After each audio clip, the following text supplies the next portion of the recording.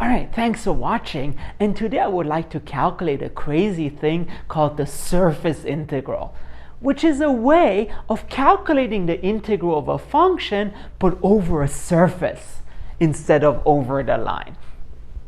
So in this case, what we would like to do, let's calculate the integral of y but over the cone in the first octant given by the following parametric equations, which will be useful later. So of course, first you may ask, what are we exactly calculating? So consider again here the cone in the first octant, which think of part of the ice cream cone, looks something like that.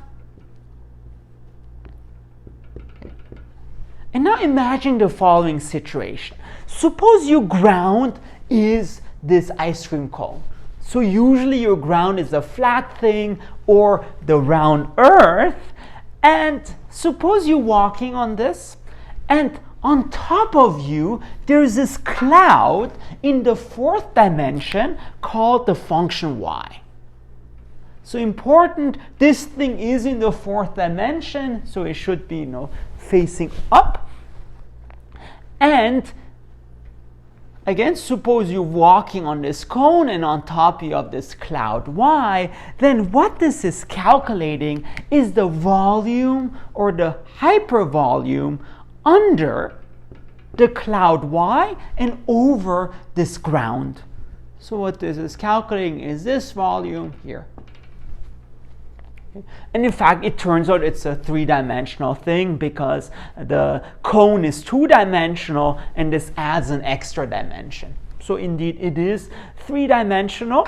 And what we would like to do now is calculate this. And what's nice is calculating this is systematic. So first, you would start by drawing a picture, which sometimes is useful for the parametric equation, but since we're already given this, we don't need it. So let's just start by the parametric equation. So the first important thing is parameterize the surface.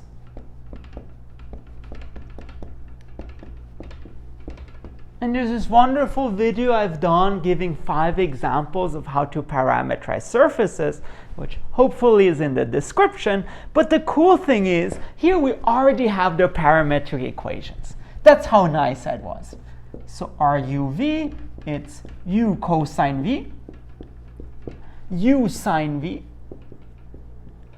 and U.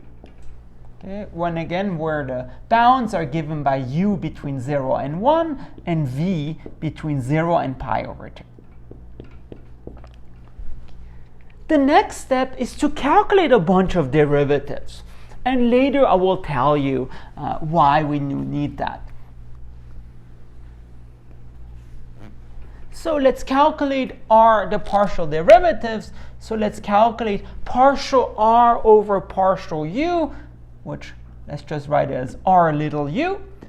So you just take every slot and differentiate with respect to u. So this gives you cosine v, and then sine v, and 1.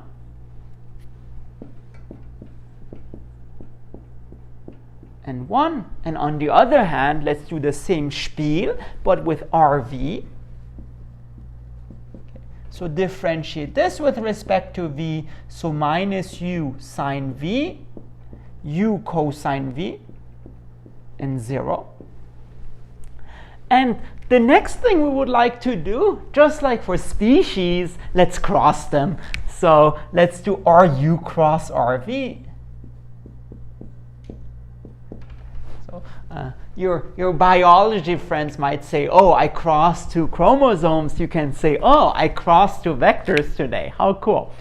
So we get, again, remember how to do cross products. So ijk, right? And you take the determinant of this thing, ijk, and then cosine v, sine v, and 1, and then minus u sine v, u cosine v, and then 0. And by the way, this is just a mnemonic. There's nothing significant, I think, in this determinant, because those are vectors, and then, I mean, each component in the first row are vectors, and in the second row they're scalars. So it doesn't make too much sense. And what this becomes then is simply, so if you want this thing, so sine of v times 0 minus u cosine v, so minus u cosine v.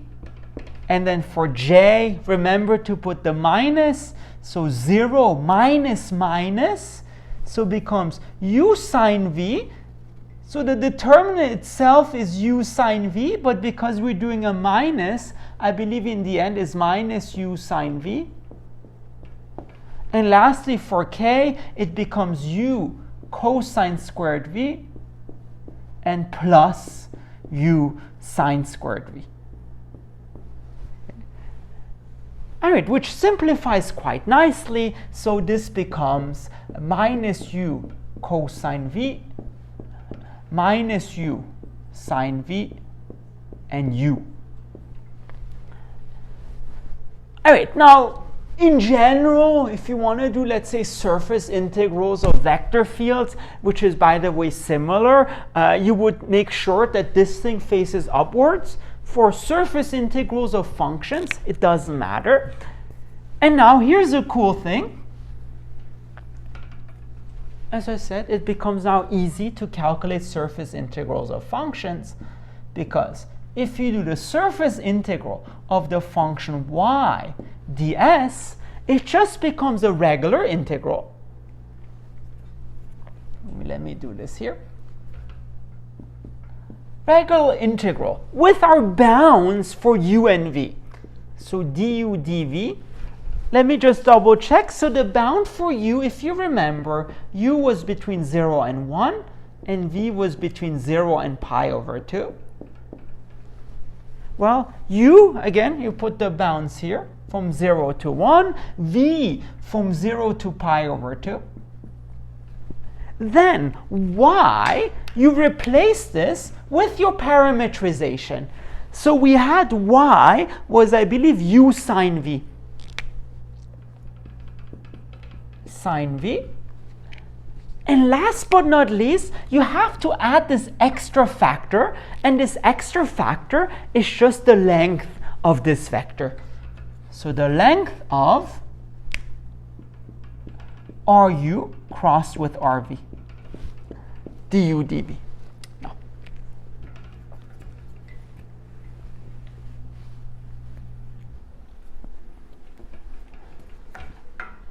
All right, so this was Ru cross Rv.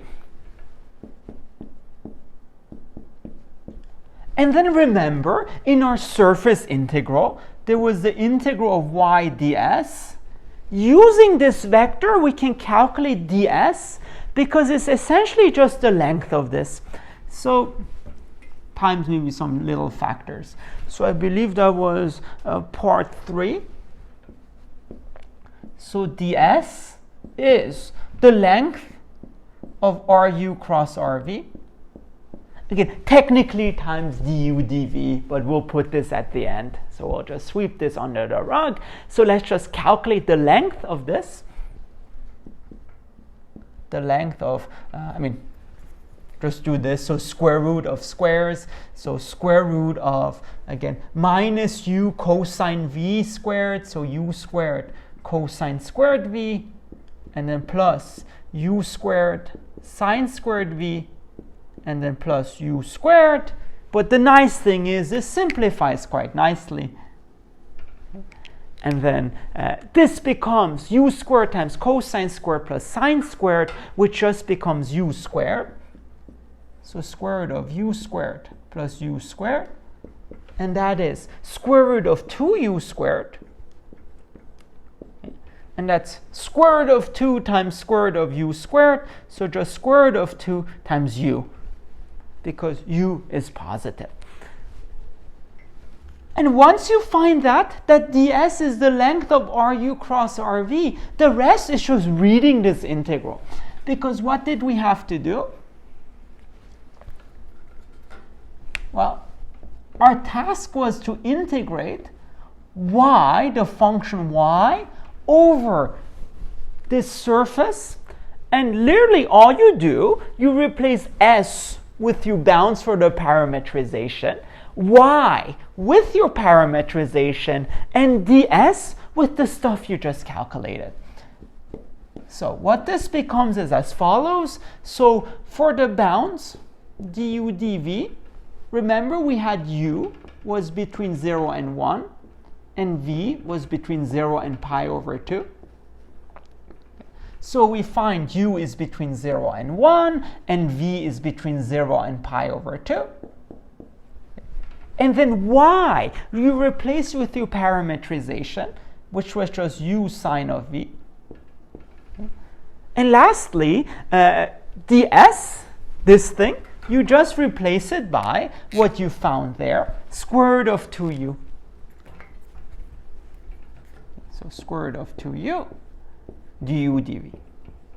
So the stuff I swept under the rug is technically ds, is this whole thing, square root of 2u du dv. And the cool thing is, now we can just have to evaluate a regular double integral.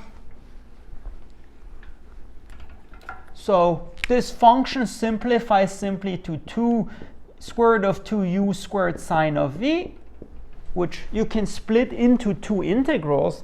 So this becomes square root of 2, integral from 0 to 1 of u squared du, and integral from 0 to pi over 2 sine of v dv.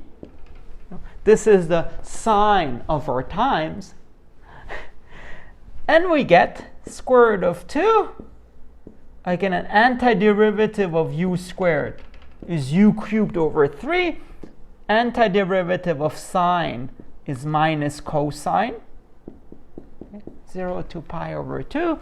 And this becomes then the following. This becomes square root of 2, and then 1/3. So minus cosine of pi over 2, that is 0, and then minus minus becomes plus.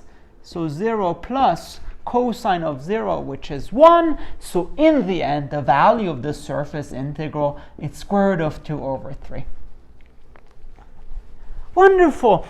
And just two remarks. So why does that work? So I don't want to go too much into the theory, but remember we had, let's say, our surface, which was kind of our cone. So think of it as follows. That was the cone S. And then we had this function y floating around.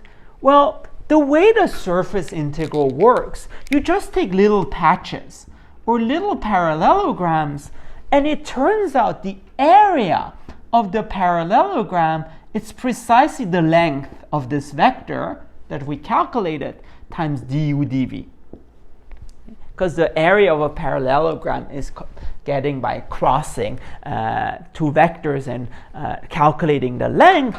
And then literally what you do, you calculate your function times this parallelogram. So that gives you y, again parameterized, times length of ru cross rv du dv. And lastly, if you sum up all those mini parallelepipeds, those mini 3D parallelograms, you actually get the volume under the function over the surface. So this is why this formula works. And last but not least, in case I don't do a video on this, it turns out you can also do the same thing for for vector fields. The formula is very similar. So the surface integral of a vector field dotted with ds, it's the same thing, except you replace f by your parameterized thing, so sometimes called f of ru v, and dotted with, so not the length of the normal vector, but just the normal vector itself, so just the cross product vector itself, where you need to make sure it faces upwards in most problems. So very similar. Before we took the length, now we just dot and that's for vector fields. All right, I hope you liked this. If you want to see more math, please make sure to subscribe to my channel. Thank you very much.